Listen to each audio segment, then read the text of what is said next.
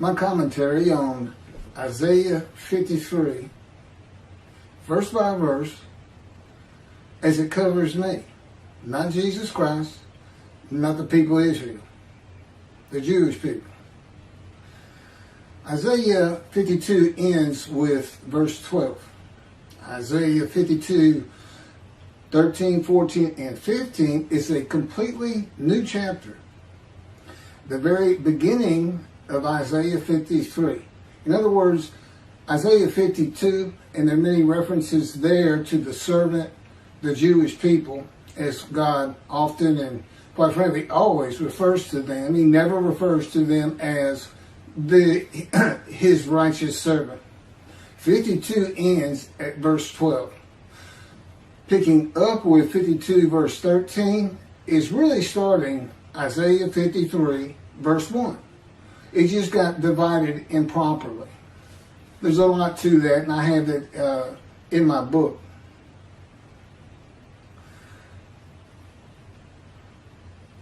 Isaiah 52 verse 13. Indeed, and this starts out in quotes, 13, 14, and 15 are a multiple quote verses. In other words, this quote that 13 starts with ends at the end of verse 15. Indeed, my servant shall prosper, be exalted, and raised to great heights. My servant shall prosper, be exalted, and raised to great heights. This is in midrash form. That's when you read a verse and generally break it down into parts and then give commentary on each of the parts. My servant is now the sinful, blemished, and disfigured Gentile who becomes, quote, my righteous servant, close quote. That's by God in Isaiah chapter 53, verse 11. After passing the test of devotion in Isaiah 53, verse 10. When he makes himself an offering for guilt in a covenant with God, agreeing to go through the suffering of God's fire of refinement. There's much more on that when I get to verse 10 and 11. God's righteous servant is a man who is made suitable in the Lord's fire of refinement of punishment, maltreatment, chastisement, bruising, and crushing. Now the key to this is the book of Ezekiel. He literally goes through everything that the man of Isaiah 53, the righteous servant, goes through, except he's not crushed with disease, he's not familiar with disease, and he is not wounded. All these other words, maltreatment, punishment, chastisement, bruising, crushing, that are in Isaiah 53, apply to him too. And again, I have a lot more on that. And the purpose of this is to make the many righteous. That's what this story is about. Chapter 53. It starts out with the people who need righteousness. And that's the first 6 verses, and I'm getting to them. And they are multiple quote verses also. Quote starts at verse 1 of chapter 53 and ends at the end of verse 6. And that's what it's all about. Here's this man. You're going to see what kind of problems he has and how lowly he was, and rises up to be God's righteous servant, speaking to God. And as it turns out, in the day of the Lord, and you can find this in so many of my other videos, which is this day. Because Jeremiah 31 talks about a time to come, and it connects with Malachi 3, chapter 3, which is the last page of the prophets that God speaks to his prophets, and God prophesies a day of the Lord. And it says, so to make the many righteous, and through him the Lord's purpose might prosper.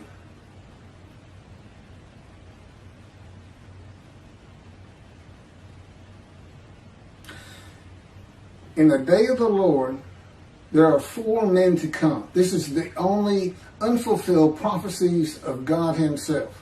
4 men to come. That would be the righteous servant himself, the prophet like Moses, who's never appeared, Elijah, and we find he's the messenger in Malachi 3, and of course the anointed one, Mashiach, the descendant of King David, from Isaiah chapter 11. Now, as I said, this is verse by verse and how I fit them. God came to me at birth, but did not speak to me as he did to Ezekiel immediately when his spirit lit upon Ezekiel. Then he could hear God speak. God is in his spirit. I have a little more on that in here, but it's also in many other videos. There's only one description. And the sages knew. The sages knew, although it's totally ignored today in Judaism, who says this Isaiah 53, the Jewish people as one man, Israel, a patriarch. You had to have a description.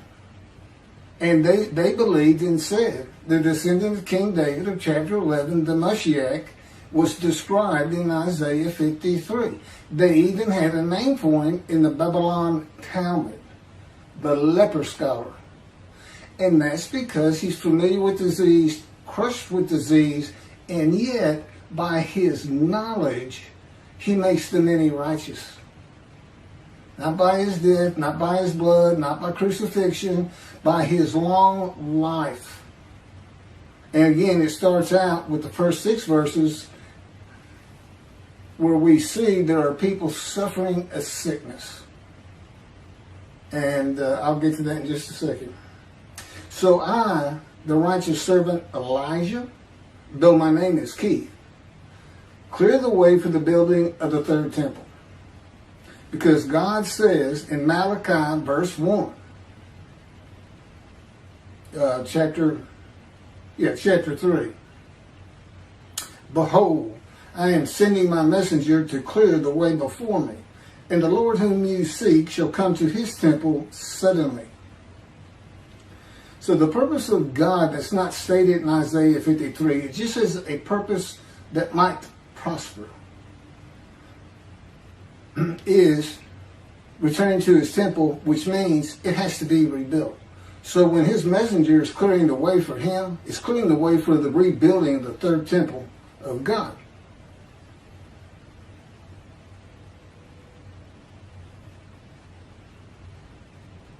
And this purpose of Elijah is a purpose that might prosper also.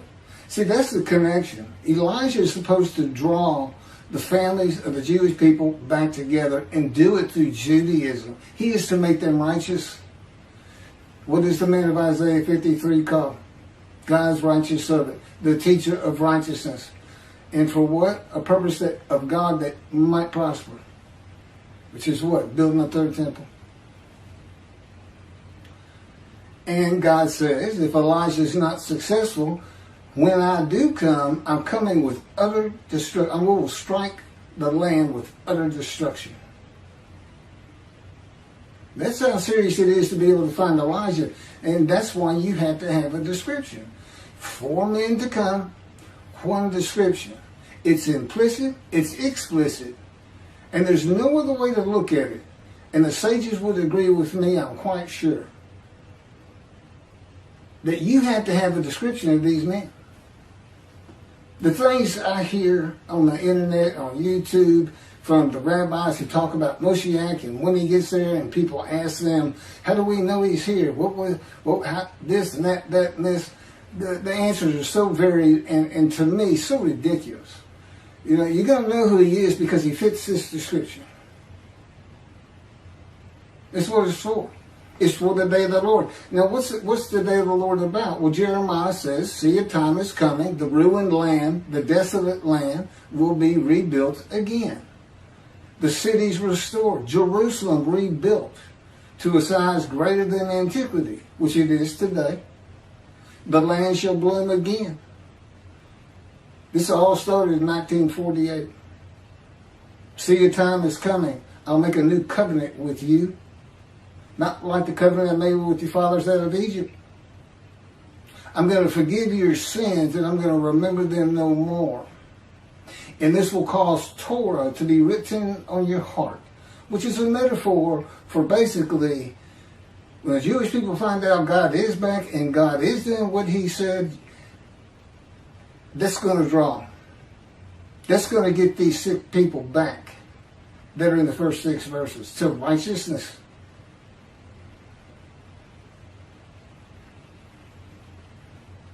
So there's a new covenant. So we look at Jeremiah, you got these 3 see a time is coming, and you say, okay, well that's today. Because the land blooms again, Jerusalem's rebuilt, so the new covenant has to be here. What do we know about that? Who's going to deliver it? Well, you ask yourself, who delivered the first one? Moses. Who's supposed to come? A prophet like Moses. Well, what about the covenant itself? What else do we know about it? Malachi 3 verse 1. I'm sending my messenger to clear the way before me, and I shall return to my temple suddenly, and the angel of the covenant that you desire is already on the way. It's the day of the Lord. That's what ties the two together. And you got to have a prophet like Moses. You got to have you have to be able to describe a man who's a prophet of God. That's number one. And then he has to be able to do the things Moses did, which primarily is write the Torah. The Jewish people haven't been in bondage since the Israelites left in the Exodus. So that's not the issue. And a man who can talk to God face to face, friend to friend. So this is what we're looking for. This is what everybody should have been looking for from the beginning. But particularly after the lands had become desolate and restored as they are today, which did not happen with the Assyrian Babylon exiles when they returned. They couldn't even go in to the northern kingdom because it was inhabited by Gentiles. That's another story too. But they didn't revive all of Israel as it is today. This is when it occurs, and I can tell you it is occurring because he's been training me up for this for 13 years now. We're just now starting to make a splash and let people understand what's really happening. He's here. It is the day of the Lord. There's 3 Abrahamic religions: Judaism, Christianity, and Islam. And it is unquestioned, at least in this room, that the clear winner is Judaism. There ain't any question about it. And rightfully so. What other people have suffered as they have. So this is what we're looking for. The man being described, when all the verses are taken together, is a sinful man whose life had been lowly, full of grievous events, serious injuries and wounds, a man of pain and suffering, familiar with disease, that the Spirit of God alights upon, to the crown of God's righteous servant who makes the many righteous and rises to great heights. Other scripture says the stock of Jesse. Jesse is the father of King David, which we find in the first verse of chapter 11 of Isaiah.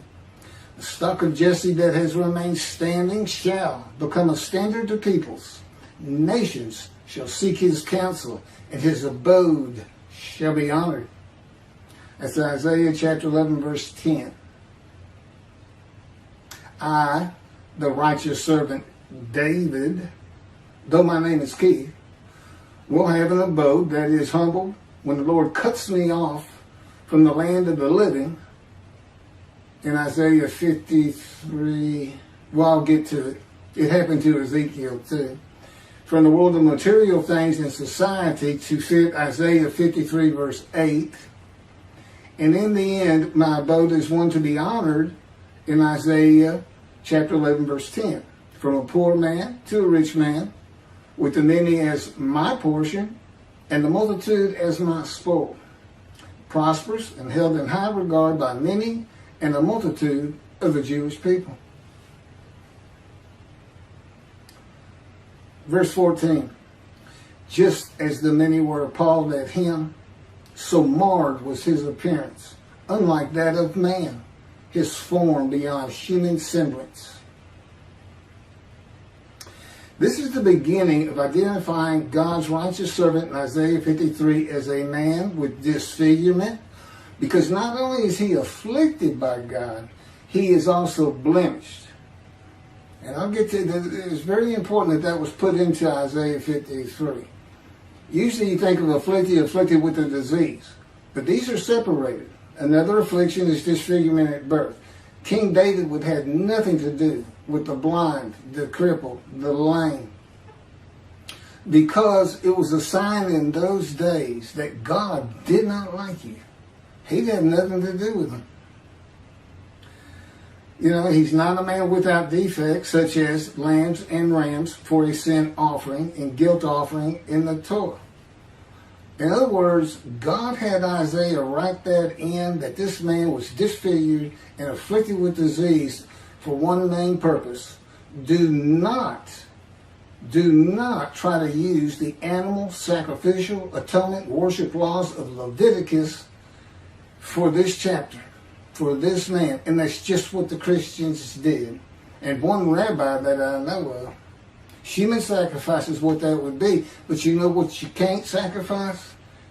A defective, blemished lamb or ram. You can't do it. It's not acceptable and won't be accepted by God. And the Christians can't see it. They just can't see it. They're blind. As they say the Jewish people are, that Isaiah 53 is prophetic of and describes Jesus Christ. I don't see him fitting a single verse, save one. But that's for another time. So, how could a man today fit the description of the Lord's righteous servant in Isaiah 52:14 with his appearance marred, unlike that of man, a normal man, unlike normal men? And just so marred, he shall startle many nations in verse 52:15. So he's marred, his appearance is so awful you can't look upon him, it sounds like. But the truth of it is, he goes on to startle many nations. Nations seek his counsel. He makes them many righteous. So he is a person who can be looked upon. There is one way and still be alive to fulfill verse 52:15, to describe a man who comes when the land blooms again, the ruined cities have been rebuilt, and Jerusalem has been rebuilt to the size as it is today, which began about 70 years ago. By the way, God dictated a book to me, Isaiah 53 and the Day of the Lord. We had put together over almost 85 videos covering every single chapter, among other things. And in addition, the second book he had me type, he dictated it. I had to learn everything. It's not straight dictation. It takes a lot of give and take, this and that, but every single word, every sentence, every paragraph, every chapter, the entirety of the book is God's. It's just like the Torah. Both of these books, and that's what I'm using. I mean, in other words, he had me put this together. I was an atheist for 50 years. I didn't know anything about Judaism. I didn't know what a Tanakh was. I didn't know what a Hebrew Bible was. I never heard of anything like Isaiah 53. I never associated with religious people. I had no training. When I say I was an atheist, I was adamant. There is no God. And it's partly because, like so many people like me, when you go through tremendously bad things, you just stop thinking there's somebody who looks favorably on me. Nothing good ever happens. And I'll bear my own problems, thank you. That kind of attitude.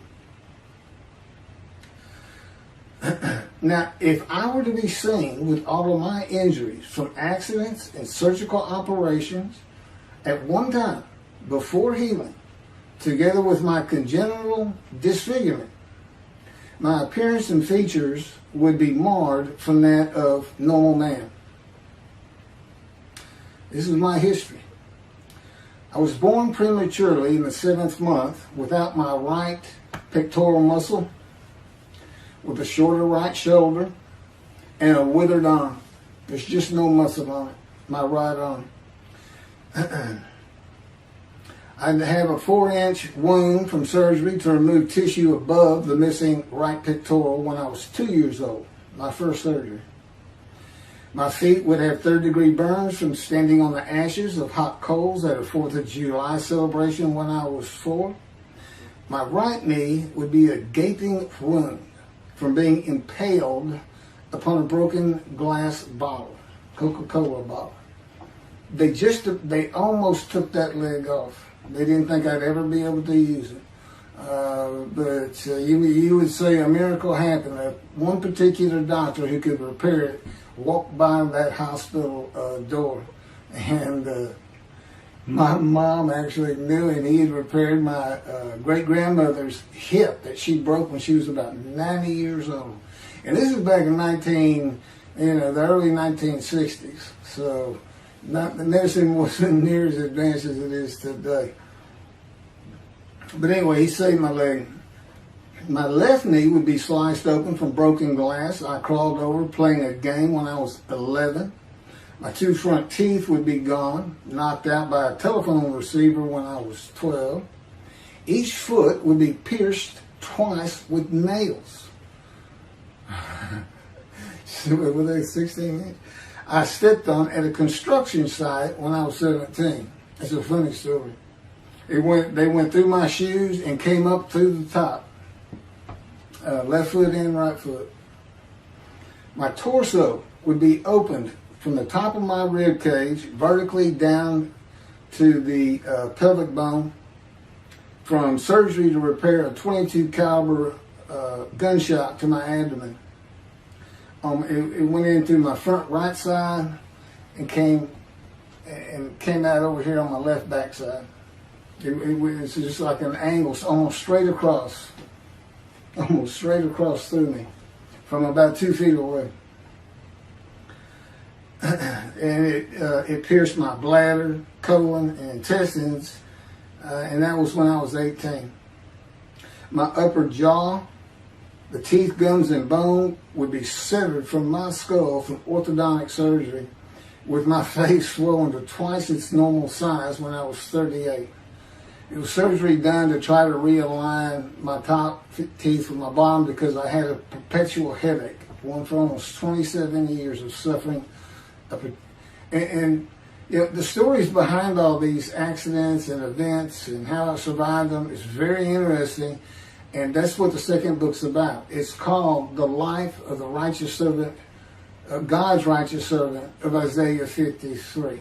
Which he also dictated to me, even though it was my life. And it's primarily to show how I fit these verses. Because that's why he came to me at birth but didn't talk to me till I was 50. It's to make sure I fit these verses. He said he came to Jeremiah at the womb, and he was a priestly man who had a great life doing God's work, even though he was one of the Babylon exiles.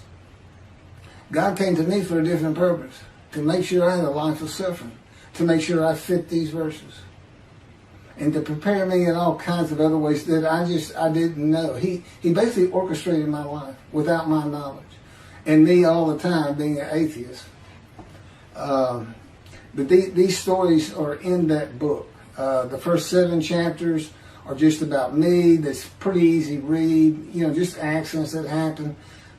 And then it picks up with the chapter where he speaks to me for the first time. And then there's an additional 7 chapters culminating with what I'm reading to you right now. It's called chapter 16, Isaiah 53, Keith McCarty, verse by verse. That's what he had me write down. The skin of my chest would be open from a 6-inch in diameter circular cut to remove skin cancer when I was 43. My torso was opened again to remove a 6 to 8 inch malignant cancerous tumor that had burst through my colon when I was 44, and again in my 50s for abdominal hernia mesh surgery. I'm 63 today. God spoke to me at 50. As I said, he's been training me up for this for 13 years and teaching me all this. My left hand would be broken from a fall on a tennis court when I was 28 and broken again walking on stones in a creek when I was 55. My ankles would be bruised and swollen from severe sprains while playing basketball and running at various ages.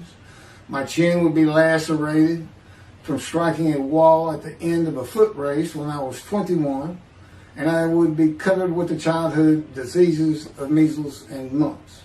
Now, if you could just imagine all that at one time, before healing, it's kind of like the Passion of the Christ. They say he fits all these things. He had nails in his hands and his feet, and he had been whipped. I'm sure his back was lacerated. But in any event, this man's supposed to live.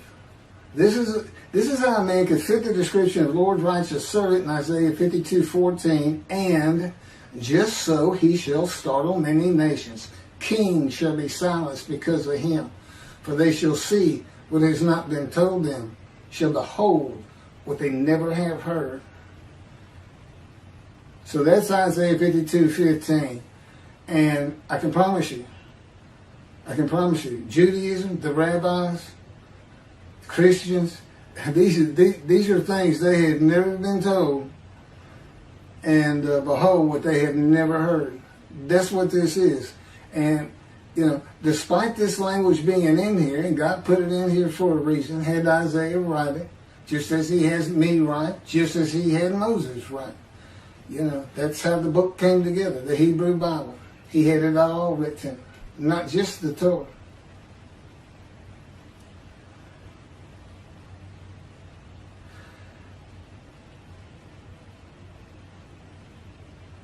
Okay, so, nations, the Gentiles, startled, and kings, leader of nations, silenced by seeing the following.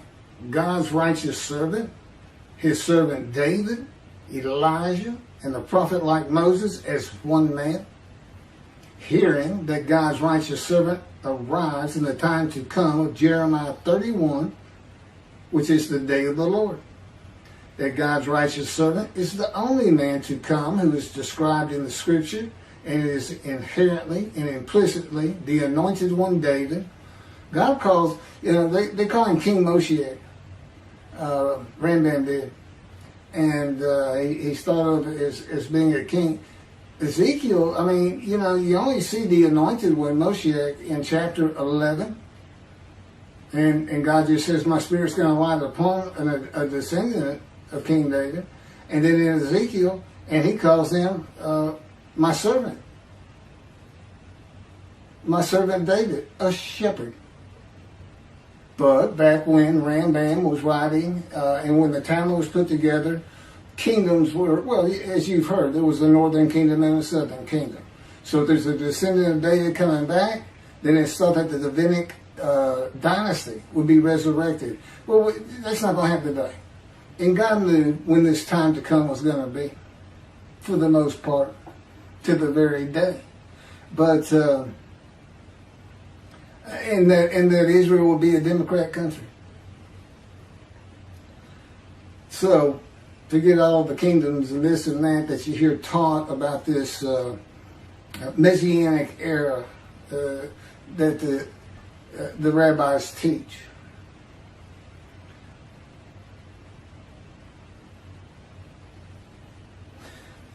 That the Jewish people throughout the world are forgiven by God of all their iniquities and sin by God's written word in the day of the Lord. That's under the new covenant. The Christians aren't going to believe it because they took that new covenant. No, they didn't take it. They said it's been abolished. It's obsolete. We have a newer covenant, and that's Jesus Christ. That's the only way you can find righteousness is through faith in Jesus and the resurrection. You can't be righteous under the law.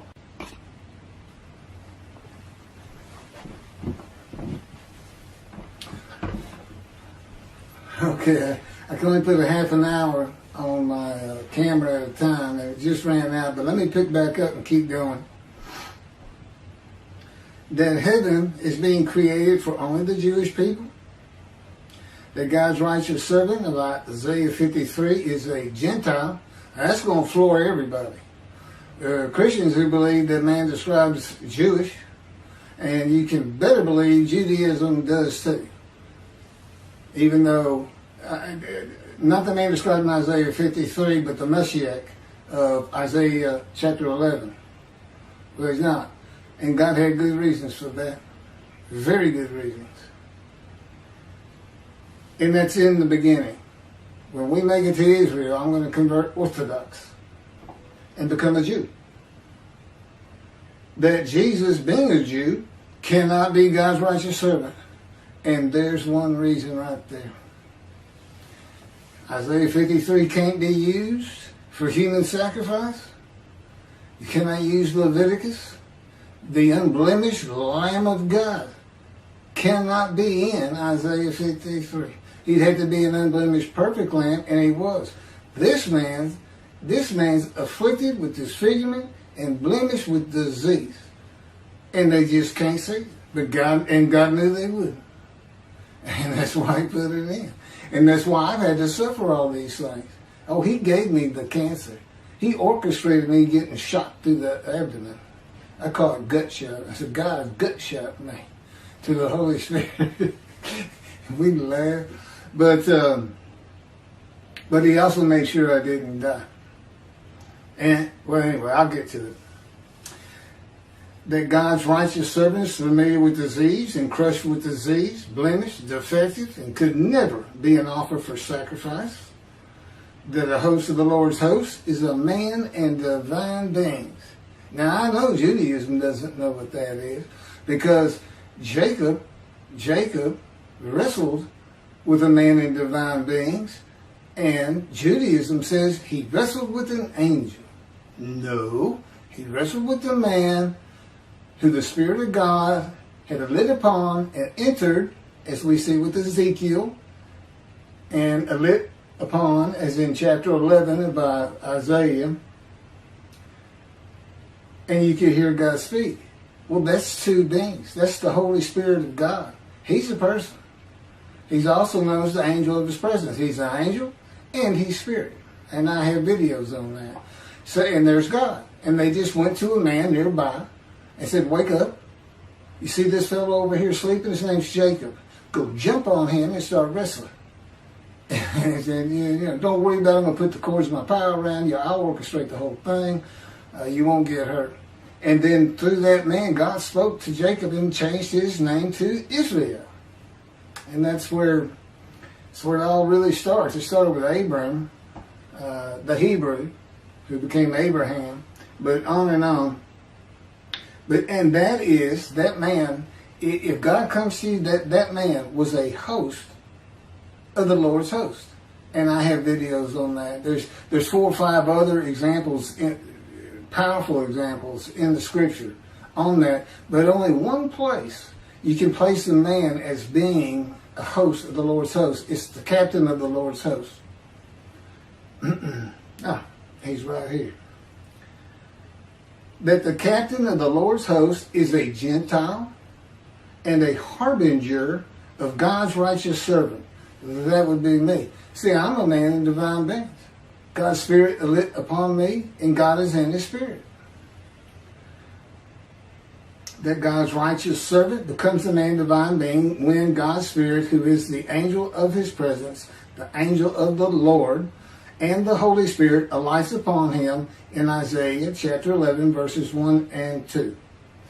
That God is redeeming the Jewish people in the same manner that He did in the Hebrew Bible with one man. That the time to come of Jeremiah 31 began when the state of Israel was created in 1948. And that God's righteous servant fulfills and completes the remaining 6 prophecies of God in the day of the Lord. By the way, the second covenant is a covenant of friendship that God grants when David arrives. When Moshe gets here, God's got to be here, which it all goes together after a while. But in that covenant of friendship, it's in two parts. Ezekiel 34 and chapter 37. But in 37, I believe it is, he says, I shall place my sanctuary amongst you forever. So when that was done, and it was written by Ezekiel, God already knew in the day of the Lord there was not going to be a temple, that he was going to have to place one there, or have it done using his servant to get it going. Now, no single man can do it. You know, and if the effort fails, if the prophet's not recognized, if Elijah's not recognized, utter destruction to the land. And God doesn't mean he's going to do it in his power. It's just like Assyrian. It's just like him raising up armies. His creation's going to do it, not him himself. He likes to use himself in the third or first person or third person. It makes it more likely to happen that he's really trying to instill fear of who he is. But what it means is, if this doesn't get done, if he didn't get back into that temple, see, building the temple is what's going to keep Israel safe forever, from now on, in the Middle East. And it's always perilous there for them. That's what has to be done. And God's saying, if we don't get it done, the day will come, Israel, you're going to be utterly destroyed. There's 7 million Israeli Jews today.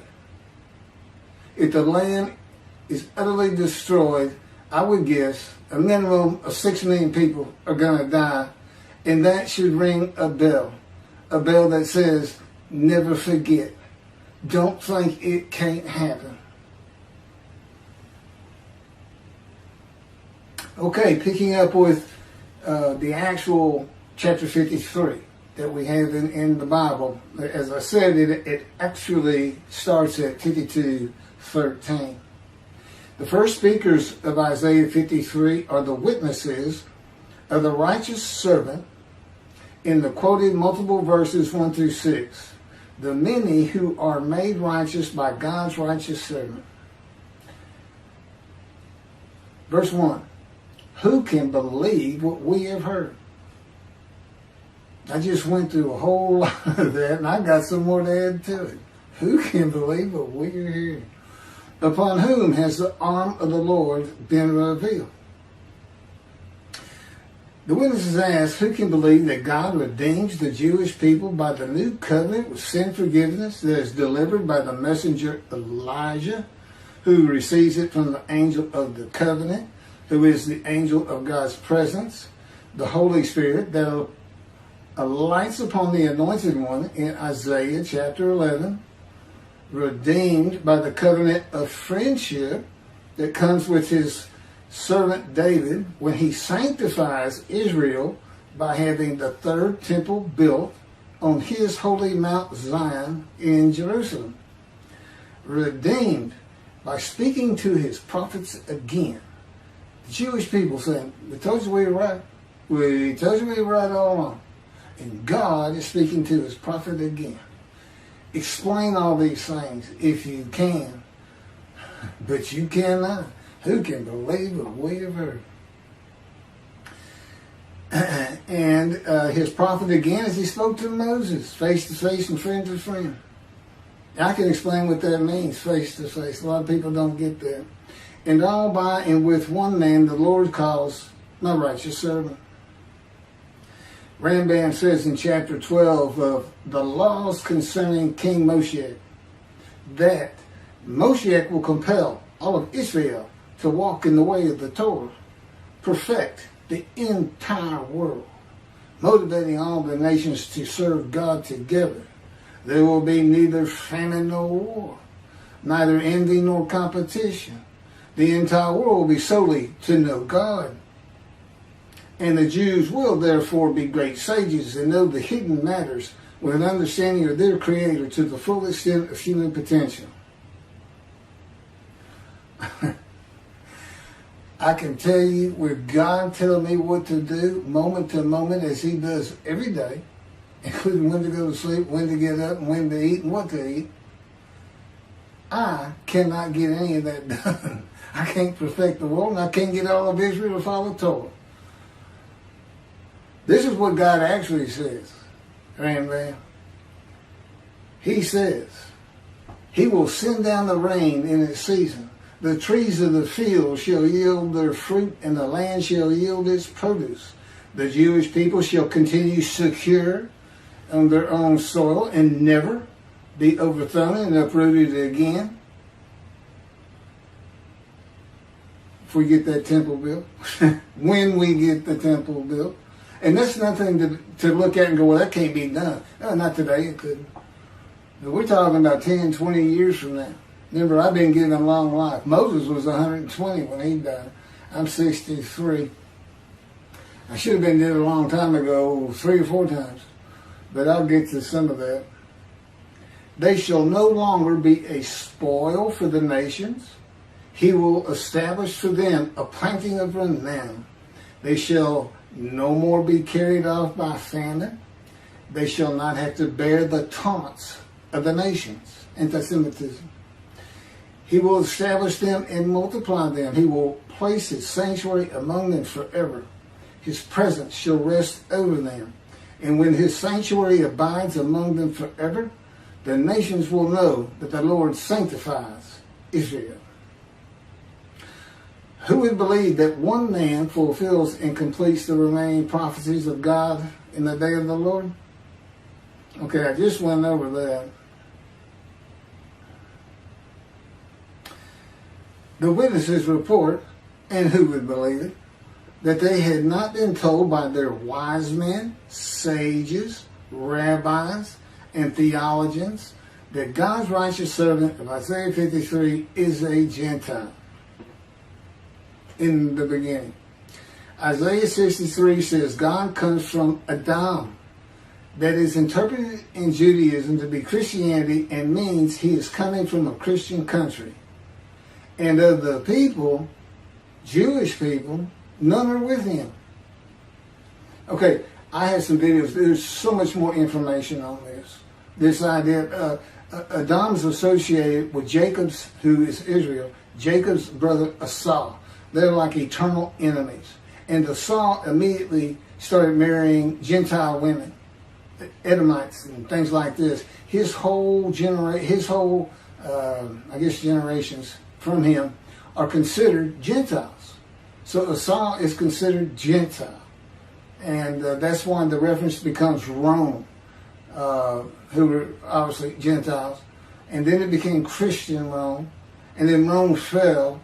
And now references are to Christianity because there's still things God says he's going to have to do with Adam. And of course there is no Adam anymore. That would have been, it's kind of like Moab. And Basra was its main city. But it would be in the country Jordan today. And it was destroyed a long time ago. So, and the Jewish people in the Exodus, they weren't allowed to pass through Adam. God has never come from Adam. So anyway, he's going to be coming from a Christian country. And no Jews are with him, no Jewish peoples. And he's coming from a Christian country with a Gentile. So, things you've never heard. The witnesses report that they have never heard that the captain of the Lord's host is a Gentile and a harbinger of God's righteous servant, who is a Gentile, just as Elijah the Tishbite. I don't think most people understand that. Elijah's a Gentile. And he becomes the host of the Lord's host, a man in divine things.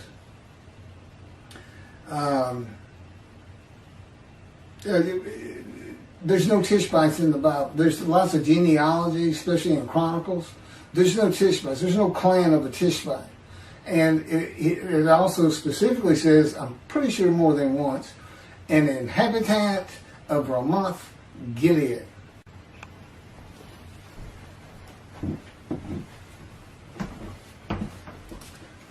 Verse 5.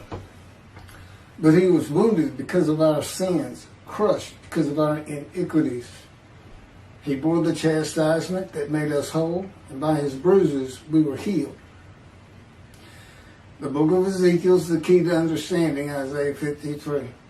The purpose of Ezekiel was to be a prophet and teacher of righteousness to the exiles of Assyria, Babylonia, by bringing them to repentance with restitution. To prepare him, God said, I will make your face as hard as theirs, and your forehead as brazen as theirs. I will make your forehead like adamant, harder than flint. Do not fear them, and do not be dismayed by them. And God maltreats and punishes him for the punishment of the house of Israel and Judah for their sins. For 430 days he's pinned to the ground, punished, maltreated, crushed, bruised, eating nothing but bread, and chastised by the words of God.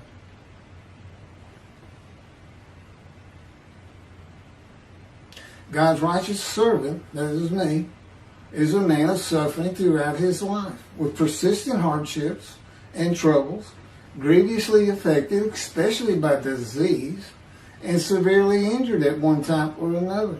A man of many bruises and stripes. My stripes are my scars. These are the qualities that identify me as God's righteous servant, who makes the many righteous. And I have been wounded, punished, maltreated, crushed, bruised, and chastised by the power and words of God to make my face as hard as the Jewish people. My forehead is brazen as theirs, and like adamant, harder than flint. So I do not fear them, and I will not be dismayed by them. There's a lot more to this process. God's power is involved with changing my emotions and just teaching me and making me more knowledgeable and how to deal with belligerent, mean, ugly people and things like that.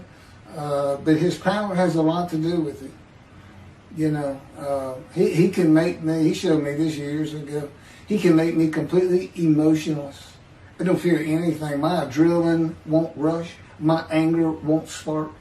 I mean, he can do that in his power. And as you can imagine, I'm going to need all his help I can get.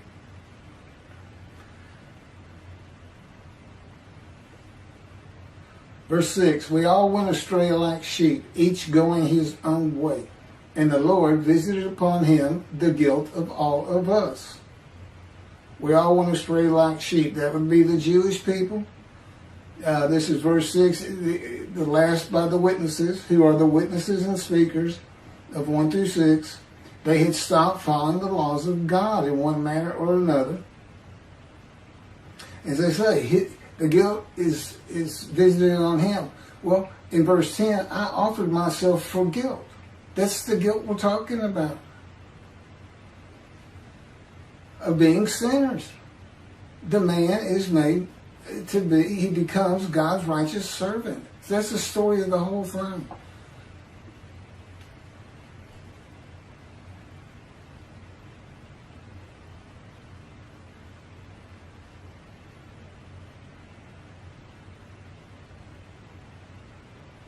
So, I accepted God's offer of possibly, it says he might have long life, possibly having long life after being crushed with disease in return of offering myself for guilt. It's a covenant between me and God. God and the Gentile, a covenant.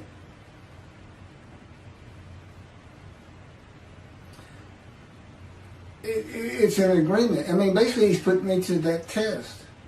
You agree to go through my fire of refinement. He's trying to tell me how awful it is and what it's going to take and how it's going to change me. And then he makes it tough by saying, I might give you long life. So you're like, I got to go through all that, not really understanding it, and you might give me long life? He said, that's correct. Will you offer yourself for guilt or not? You know, that's how he's talking to you. You just kind of like, you know better than to say, can I have a moment to think about that? You know better. You just do. It's just...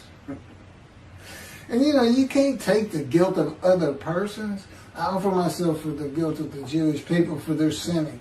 These witnesses. And the many and the multitude made righteous. So, I mean, you already know this is figurative language. I mean, you know, I can't take the guilt of the Jewish people. Does that mean every Jew in the world, all of a sudden they don't feel guilt? I mean, they're known for that. They're feeling guilt because the world is oppressing them so much.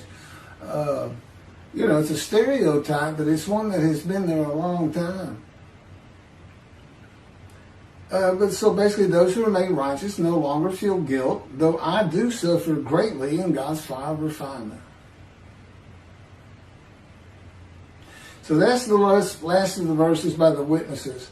The second speaker of Isaiah 53 is Isaiah himself, the prophet, in verses 7 through 10. Verse 7, he was maltreated, yet he was submissive. He did not open his mouth. Like a sheep being led to slaughter, like a ewe, dumb before those who shear her, he did not open his mouth. Okay, breaking it down, he was maltreated, yet he was submissive.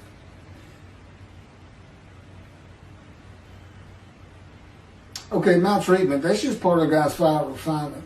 I mean, when God maltreats you, let's just say this, you haven't been maltreated until God does it. He's very good. It hurts because it's God. You know, I mean, you know, your wife or your kids maltreat you, that hurts. But until you've been maltreated by God, you know, there's a whole other level to go to. And again, he's just drawing emotions from me to change me.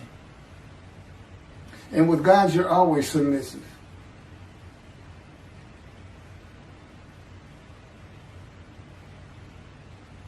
Ezekiel said he went in bitterness and the fury of his spirit in the hand of God. That's the fire of refinement. I mean, if you're in the hand of God, you feel like you're safe, things are going to be good, he's going to help you out of your problems. No, Ezekiel says he's just livid, furious, and then bitter, not happy. See, he didn't ask him, he didn't make a covenant with Ezekiel.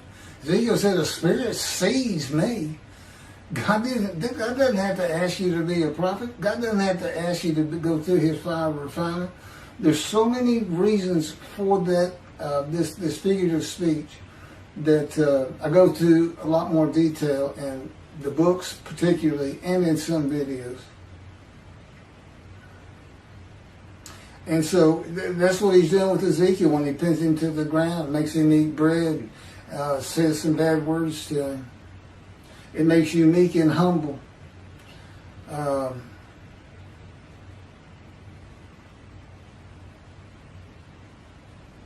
You know, it dulls your emotions. You feel in your anger. And he showed me that he can remove my emotions entirely.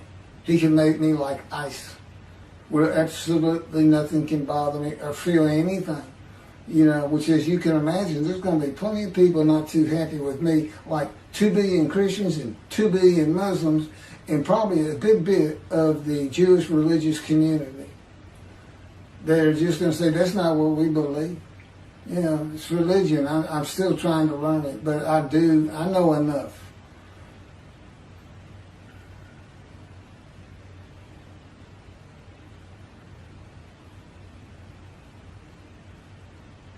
It's also a removal of self-will. God has absolute control over me. His power envelops my body, my head, my mind. I don't make any decisions of my own. One of the first things he had me do was terminate my law licenses. I had a license in Hawaii and here in Texas, is where I always practiced. And I was a board-certified specialist in oil, gas, and mineral law. And he said, that's it. You're not practicing law again. And he actually had me terminate my licenses. I said, what am I going to do for money? He said, you're not going to have money. I said, okay. See, that's maltreatment right there. Terminate your law license and then get smart with it. Oh, he's rough, people. But he's a great person. He did not open his mouth. Okay, when God revealed himself to me in 2007, he took me from the world, the land of the living and material things, alone, no more working, no phone, no car, no computer, no law licenses, no bank account, no credit cards, and no money without explanation to friends and family. Silent as a lamb. I mean, to everybody, it's just like, I just disappeared. You just, no work, no social life, no friends, no money. You can't do anything. Verse 8, by oppressive judgment he was taken away. Who could describe his abode? For he was cut off from the land of the living. That's what I was just talking about. Through the sin of my people who deserved the punishment. Again, that's figurative speech. Okay, I wasn't taken away because of the sin of the Jewish people. It's just that I'm going to be the righteous servant. They've been sinning. I'm going to bring them back into righteousness through Judaism. And, I'm the one getting punished. And, when you think about it, a sinner, especially when they die, they may get punished then. It's not really true. I have a lot of information on that. Again, I have the knowledge of Elijah. Okay? I as far as anything and everything unseen from the heavens, from heaven, how angels are created, how Adam was created as a man. Think about that. We kind of grow up and evolve in our learning and our knowledge of those things around us, and all of a sudden he just comes to be and he's already a full-grown man. I know all about that. By oppressive judgment he was taken away. Okay, the oppressive judgment is being guilty and receiving a sentence of imprisonment and of maltreatment, chastisement, punishment, bruising, and crushing until suitable for God's purpose. A purpose that includes making the many righteous.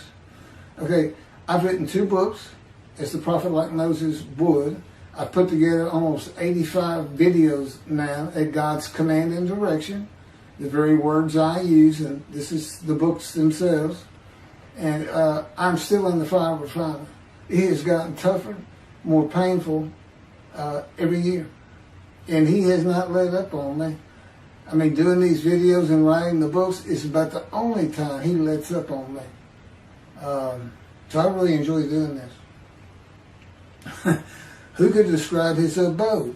Well, all of Israel will be able to describe my abode of the righteous servant because of social media and phones with cameras, and abode to be honored in Isaiah 11. I would like to see somebody, and Jesus did have a house. I'd like to see somebody describe that. It's not described in the New Testament. My abode today is room and board in return for care and assistance to my elderly parents in a townhome in Houston, Texas. My dad's 93. My mom's 86 or 7. Their condo is paid for, and we, for all these years, have been living on their Social Security for, keeping the house going and food. I just recently filed early retirement, Social Security retirement at age 63. So I now receive a check, but I give it all to them. I'm so used to not having money and just, just being with God and His Spirit and not people. But anyway,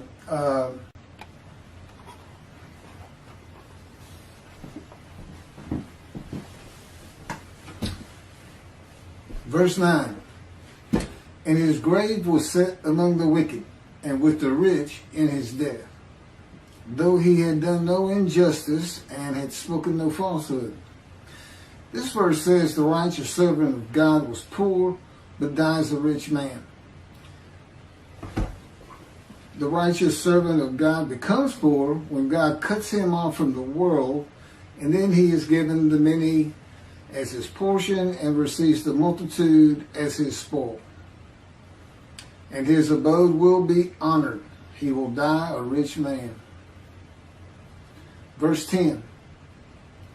But the Lord chose to crush him by disease, that, if he made himself an offering for guilt, he might see offspring and have long life, and that through him the Lord's purpose might prosper.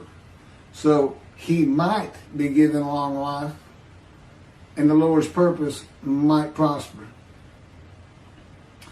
God's righteous servant will be familiar with disease and his life crushed because of disease that he is afflicted with by the power of God. God has shown me how he orchestrated my being shot in the abdomen in a vision back to October 5 of 1975 by altering my perceptions. Had he not done that, I would have removed myself from harm's way. And you can also find that in Isaiah chapter 11, I believe it's verse 3, that he will not make judgments and decisions by what his eyes and ears perceive. God will decide what I perceive. He'll decide my judgments, and he decides my decisions and what my eyes see. The bullet passed through my colon, bladder, and intestines. I was 18, and this is when the doctor said a tumor began growing in my colon based on its size when surgically removed when I was 44 years old, shortly after the 9/11 terrorist attack on New York. God tells me that the trauma to my colon activated dormant cancer cells, and in his power, he made sure they did not go dormant again. And now I survived the colon cancer. They had to open me up, just as they did with the bullet wound, from stem to stern. Remove about an 8-inch tumor that had burst through my colon. I had been bleeding internally for months. And it metastasized. It spread to my lungs. I didn't know that at the time, though, but so anyway, they removed the tumor, and I took chemotherapy for colon cancer. And then they had me come back in months later and started running more tests, and that's when they found lung cancer. X-rays of my lungs. My chemo had been specific to colon cancer. And then, my dad's sitting right there with me. And they took the x-rays twice, and they showed them to me, and it's just white spots all over my lungs. And they said, the white spots are cancer, and it's too advanced for us to even try and treat. And I said, well, what does that mean? You can't treat it. And he says, it's too advanced, so you're going to die, and you're going to die real soon, as in a month or so. And as I think I've already mentioned all this, but and verse 12 says he was exposed to death. But that was when the planes hit New York. I'm sure I must have covered this in chapter 52, verses 13 through 15. But in any event, I never went to see a doctor again. I mean, I just walked out there and that was it, but I wasn't experiencing symptoms. And I even mentioned that to him. I wasn't coughing, I wasn't hacking up blood, there was no shortness of breath. Nothing to really tell me that I was about to die of lung cancer. And I know now why. God knew they were going to be taking those pictures. And that's when he, in his power, gave me advanced stage 4 lung cancer. And then after the pictures, he removed it. But I didn't know that. And so it crushed my life. But it wasn't because I was, went through this horrible ordeal in a hospital, like I've seen pictures of Lance Armstrong, the great bicyclist, what he went through, and of course he came out of it with incredible treatment and surgeries. I just left the hospital and never really experienced lung cancer. Now I did the colon cancer. That was brutal. It was really bad. I didn't know what was wrong with me, but not the lung cancer. And that's how God crushed me with disease. And I was familiar with disease, and I'd had skin cancer. So, in any event, that he would make himself an offering for guilt. It's an offer. It's an offering of one's self and soul to God for the guilt of the sinning of the Jewish people, in particular the many made righteous who were the witnesses of verses 1 through 6. And that was in return for possibly having long life and seeing my children. I have 3, by the way. It was a covenant between me and him. You offer yourself for guilt, I might give you long life. But here's what, and then he explained to me the fire refinement. He said, well, what's really going on is, he says, you can't take the guilt of the Jewish people. Okay? That's figurative speech. But I did, it's kind of the way it evolved. I mean, at first he put it to me, you just got to do it. And of course, I've been told I was going to die. And here's God telling me, I might give you long life. Well, I'm going to accept that. The offering is only a test of my devotion to him and to his purpose, which he had been explaining to me, and who I was going to be and become. It's very similar to the binding of Isaac. I mean, God knew all along he wasn't going to let Abraham kill Isaac. He knew all along, but Abraham didn't know that. And so when we were first talking that, I didn't know that. And he's telling me, all these things like wounding, maltreatment, as we go through Isaiah 53, punishment, chastisement, bruising, crushing, in his power is what he's talking about.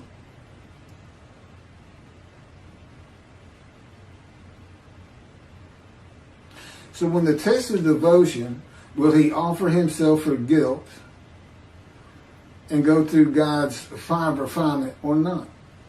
It's set before me. Okay? But here's the kicker. The new covenant had already arrived. In Malachi 3, God says, I'm sending my messenger to clear the way for me, and I'm returning to my temple suddenly. The angel of the covenant that you desire is already on the way. And I often thought about that. Why is he already on the way? I may have even asked God about it, but he didn't answer me, which is not unusual, by the way. It's because of this test of devotion. They're sin-free when he asked me, and I said, yes, I'll accept the guilt of the Jewish people for their sins. There was no sin. That's why the angel with the new covenant of sin forgiveness has already left before God. That's what that's all. That's why that's there. And I promise you, nobody has ever figured that out before.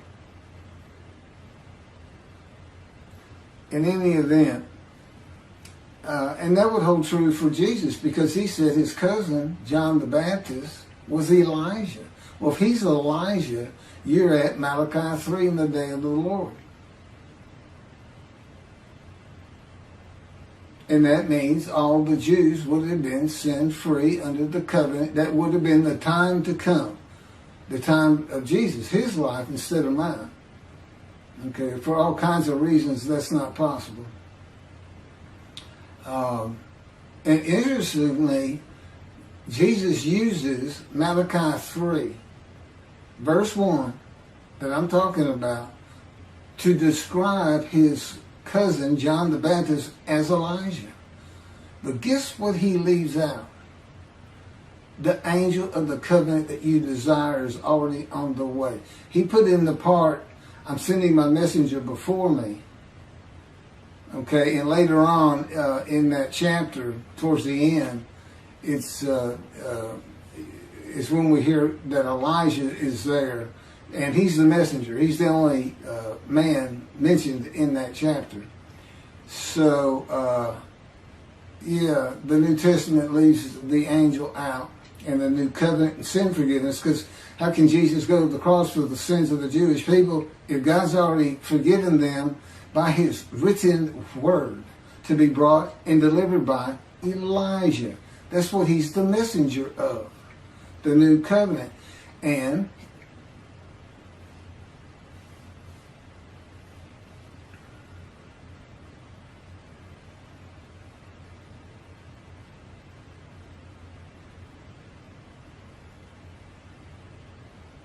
So the reality is there is no guilt or sin for the man to bear.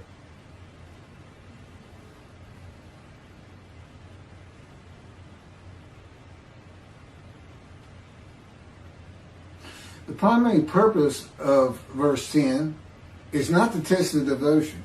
Will you offer yourself for guilt or not? It's to make certain that the animal, sacrificial, atonement, worship laws of the Torah cannot be used for the man described. Because God knew what the Gentiles were going to do. He knew they were going to have an unblemished Lamb of God. That's their story with the Jewish people. And then this story says that the atonement for the Jewish people that Jesus died for was transferred to them. I mean, there's so much wrong in all that. And really, it's so important to read the books. The videos are good, but, you know, so much of it is coming out in my words. When God has me right, it just comes out clear.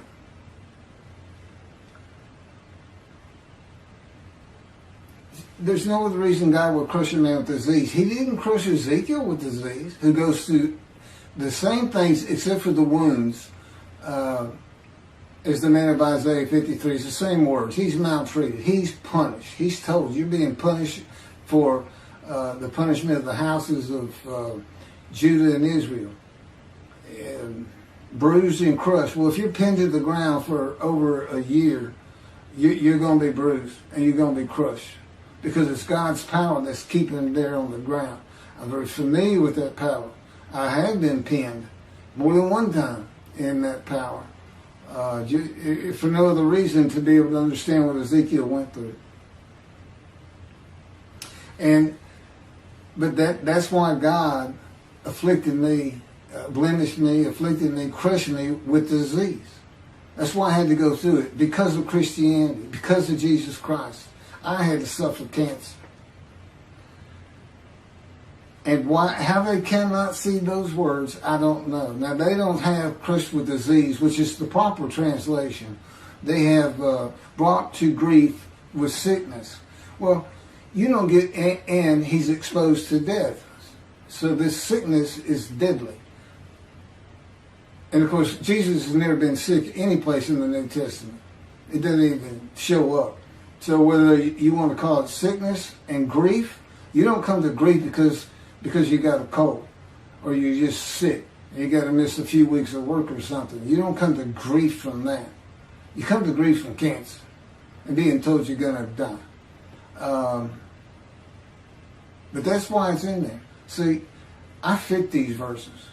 Jesus does not. And most certainly the Jewish people, as the man Israel, don't fit it either. When were they all together at one time?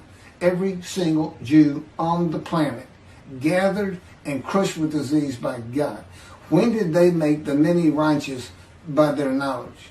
As one man, all together. It's never happened. It's a foolish argument to put them in there. Foolish. It's an absurdity, actually. It's, well, between the two, I can't tell you. I can't tell you. Which one's worse, putting Jesus in there or putting the Jewish people as the man Israel? Everybody can make their own decision. And, you know, you're not going to refuse God anyway. If God comes to you and says, I want you to be my prophet, and I'm going to put you through a fire of refinement that you're going to beg to die, you're going to beg to come out of 1,000 times. You know what you say? Okay, here I am. Let's go. Let's start. That's what you say. You don't say no to God. So that's what all that's about. That, and it's a description of a man that you can find. That's me. I fit it. And God made sure of it. That's why it came to me in the womb, so to speak. But it didn't speak to me for 50 years. He's orchestrating my life to make sure I lived a suffering, painful, wounding life. And he did a good job. It was tough. I had a headache for 27 years. There's a long story, and it's in the book, but he showed me how he had caused that. It was like TMJ, temporal mandibular joint being torn up, and it was from grinding my teeth every night as though I had post-traumatic stress disorder. And there's reasons for that outside of the gun shop. But that's a little bit too detailed for this. Verse 11. Out of his anguish he shall see it. He shall enjoy it to the full through his devotion. By his knowledge, my righteous servant makes the many righteous. Now, verses 11 and 12, this is now God speaking. Now, he's the final speaker. 7 through 10 was Isaiah. 1 through 6 was the witnesses to the righteous servant who were made righteous. Okay, so out of his anguish he shall see it. He shall enjoy it to the full through his devotion. This is a reference to Isaiah chapter 11, verse 2, where one of the attributes of the Spirit that alights upon the anointed one, Messiah, is a spirit of devotion and reverence for the Lord.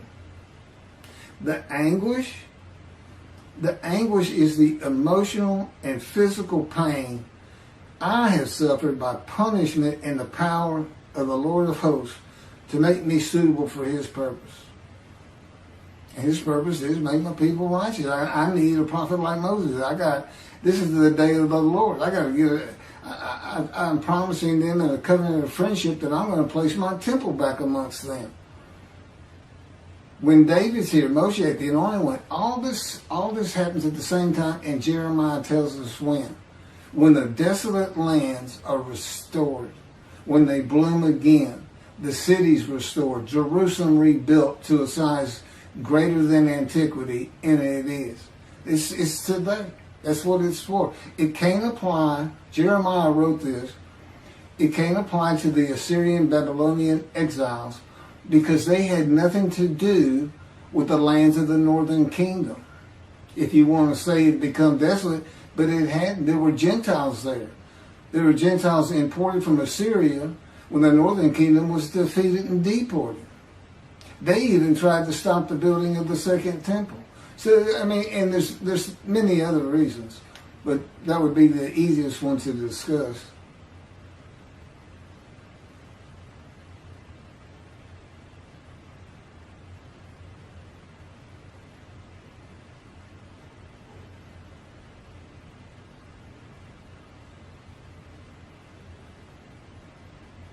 Verse 12, assuredly, I will give him the many as his portion. He shall receive the multitude as his spoil. For he exposed himself to death and was numbered amongst the sinners. Whereas he bore the guilt of the many and made intercession for sinners.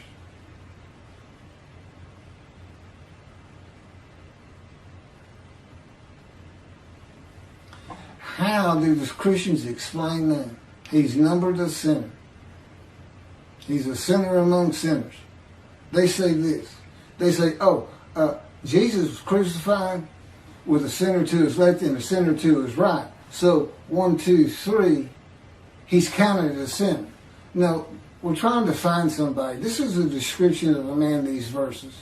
We're trying to find somebody, not making up things to say, well, we know he's not a sinner. He's the unblemished Lamb of God, but he's numbered a sinner because he was crucified with sinners to his left and his right. Okay, I call that Christian logic. Same thing is, how does an unblemished Lamb of God fit into a chapter where the man is blemished and familiar with disease and crushed with disease? How do you fit an unblemished lamb in there? And of course, all of that comes back to Leviticus. If you offer a perfect, unblemished lamb for sacrifice, you're forgiven of your unintentional sins of that year.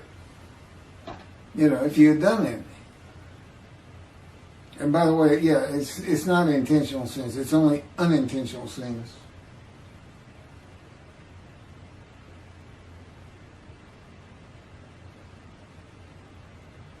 For he exposed himself to death. Jesus was never exposed to death. He died. Okay? He's crucified and he died. There's no other time in his life he was exposed to death. You know, when I was born, they told my parents, take him home, born premature, 7th month. They just take him home. His intestines haven't formed correctly. He cannot eat, and he's not going to be able to. Just take him home. He's not going to make it. But I did. I survived. There's a story about it. As with so many things, I've been shot to the abdomen. It was 8 hours before I could get to a hospital. I was way out in rural Texas, and they could do anything. You know, and we went to a small hospital, and they said, we got to send you to Houston. We can't do anything. I said, can you give me something for pain? They said, no. Your vital signs are way too low. If we gave you morphine right now, you'd just drop flat out dead. That's where I was when I got, and I was still some 6-7 hours from Houston. And I had to hold on with everything I had. I was exposed to death.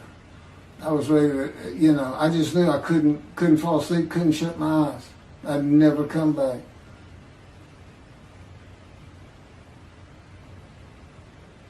Oh, and I am numbered among the sinners. I've had plenty of things. God pointed a bunch of them out in visions to me. As a matter of fact, it was as if you've ever seen the movie or read the book Scrooge, or the Ghost of Christmas Past with Charles Dickens. Oh, A Christmas Carol. He took me back in visions to all these different times I was sinning. And it's not like I was an habitual sinner. It just does seem that I ran the gamut. It just wasn't much I left on the table when it came to what's the sin. You know, I never murdered anybody. But there was a lot more sins than I thought, because I told him, I don't think I was that much of a sinner. I was good to people. I don't like to hurt people or anything. I don't even like to hunt or step on bugs. But turned out there was a lot more to it than I thought. Anyway, I hope this has been informative. You're going to be hearing about me for a long time. All this talk about building the third temple, that's years in the future. God tells me, don't even think about it. Because I've told him, I said, well, that would be impossible today. He said, it won't be today. It could be 10, 20 years from now, but things will change in the Middle East. You'll see. So that's where we are. And right now the focus is on his passing his wrath in chapter 51, which of course moves into the description of the righteous servant in 52 and 53. He passes his wrath to the Christians.